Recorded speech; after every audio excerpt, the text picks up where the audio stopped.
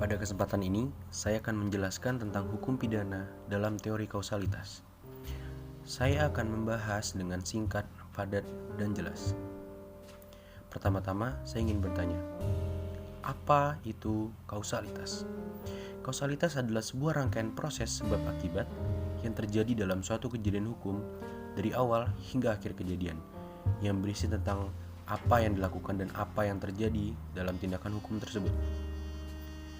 Ada 3 teori yang menjelaskan tentang konsep kausalitas. Yang pertama, teori conditio sine qua non, yaitu melihat secara keseluruhan. Yang kedua, teori mengindividualisir, melihat dari kejadian terdekat dalam akibat. Dan yang ketiga adalah teori menggeneralisir, yaitu memperhatikan apa yang terjadi sebelumnya. Yang pertama, saya akan menjelaskan tentang conditio sine qua non. Teori conditio sine qua non, setiap kejadian yang terjadi dalam suatu delik disebut sebagai penyebab. Jadi apabila terjadi sebuah tindak pidana, dalam teori ini tidak akan ada pemisahan antara syarat dan penyebab, yang artinya cara pengambilan keputusan melihat dari seluruh kejadian. Yang kedua adalah mengindividualisir, yaitu faktor penyebab itu adalah hanya berupa faktor yang paling berperan terhadap timbulnya suatu akibat, sedangkan faktor lain dianggap sebagai faktor syarat saja, yang artinya tindakan terdekat dari akibat yang terjadi. Dan yang terakhir adalah menggeneralisir.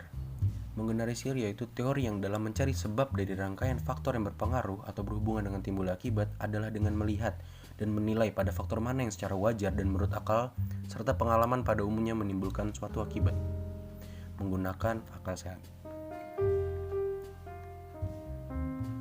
Ada 3 hal sebelum, sesaat, dan setelah kejadian.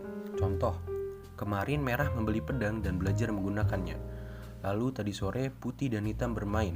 Lalu Putih tergelincir dan terbentur di bagian kepala. Merah menghampiri Putih dan menikamnya. Ketika dalam perjalanan, Putih meninggal karena pendarahan di otak dan luka tusuk di badan. Yang diberi kotak kuning adalah teori conditio sine qua non, yaitu melihat secara keseluruhan dari kejadian hukum yang terjadi. Lalu ada juga dalam sebelumnya, yaitu generalisir, menggunakan pola pikir subjek atau pelaku sebagai cara untuk mengetahui apakah subjek mengetahui tentang apa yang dilakukannya.